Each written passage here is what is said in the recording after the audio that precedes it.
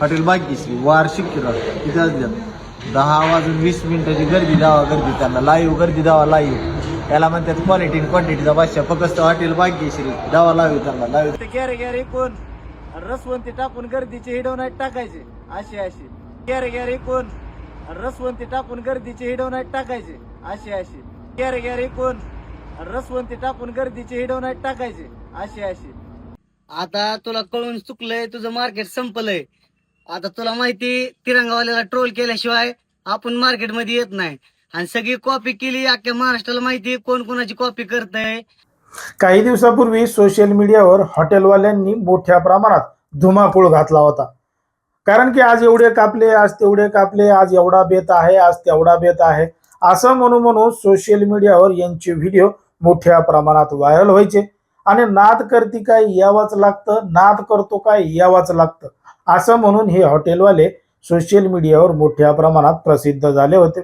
आणि लोकांनी सुद्धा त्यांना मोठा पाठिंबा दिला होता. आणि लोक त्या ठिकाणी जाऊन मोठ्या प्रमाणात जेवण करत होते आणि आपलं मत मांडत होते की जेवण कसं आहे, काय आहे. मग अचानक गर्दी वाढतीये म्हणून ते हॉटेलवाले सुद्धा आज गर्दी किती आहे, काय आहे, असं सोशल मीडियावर मोठ्या प्रमाणात सांगत होते. पण मात्र ज्या पद्धतीनं हॉटेलवाल्यांची चर्चा मोठ्या प्रमाणात वाढली होती, जणू काही यांच्यामध्ये कॉम्पिटिशनच सुरू झालेलं आहे. त्याच्यामध्ये पहिलं नाव आहे ते म्हणजे हॉटेल भाग्यश्रीवाल्याचं आणि दुसरं नाव आहे ते म्हणजे हॉटेल तिरंगावाल्याचं.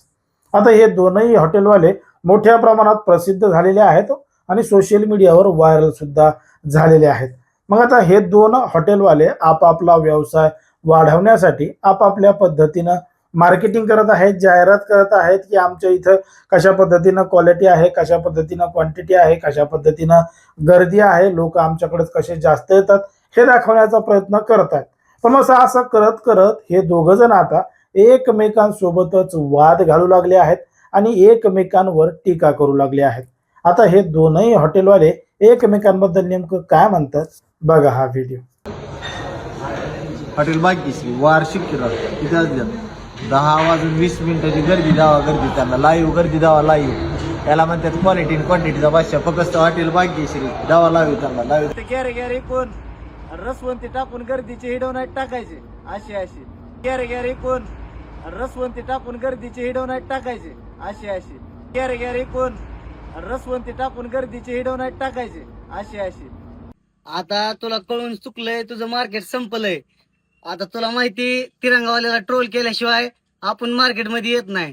आणि सगळी कॉपी केली, अख्ख्या महाराष्ट्राला माहिती कोण कोणाची कॉपी करतंय.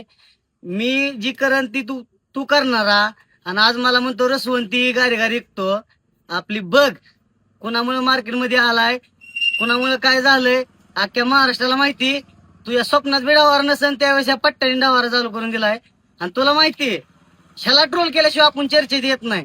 ऐकलं, हॉटेल भाग्यश्रीवाल्यांनी थेट हॉटेल तिरंगावाल्यावर टीका केलेली आहे. परंतु प्रत्यक्ष त्याचं नाव न घेता अप्रत्यक्षपणे त्याच्यावर टीका केलेली आहे.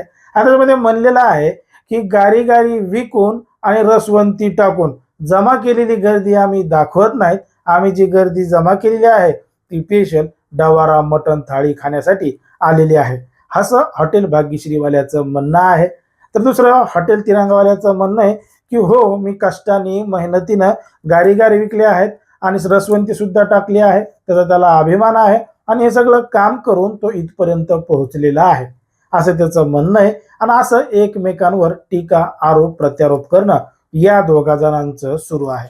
परंतु हे दोनही हॉटेलवाले सध्या सोशल मीडियावर मोठ्या प्रमाणात प्रसिद्ध आहेत. यांनी एकमेकांसोबत वाद न घालता आपला आपला व्यवसाय कशा पद्धतीनं वाढेल, कशा पद्धतीनं चांगला चालेल याच्याकडे लक्ष दिलं पाहिजे, असं अनेकांचं मत आहे.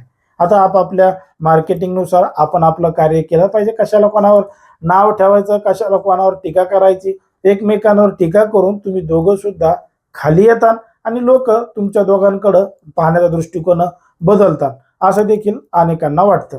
म्हणून ज्या पद्धतीने हे दोघं जण आता आपापसात वाद घालतायत आणि सोशल मीडियावर एकमेकांना अशा पद्धतीनं बोलतायत, त्याच्यावर तुम्हाला काय वाटतं हे अगदी स्पष्टपणे कमेंटमध्ये सांगा. कारण की दोघंही तरुण आहेत, मोठे स्वतःचे व्यावसायिक आहेत आणि आपला आपला व्यवसाय वाढवण्यासाठी प्रयत्न करत आहेत.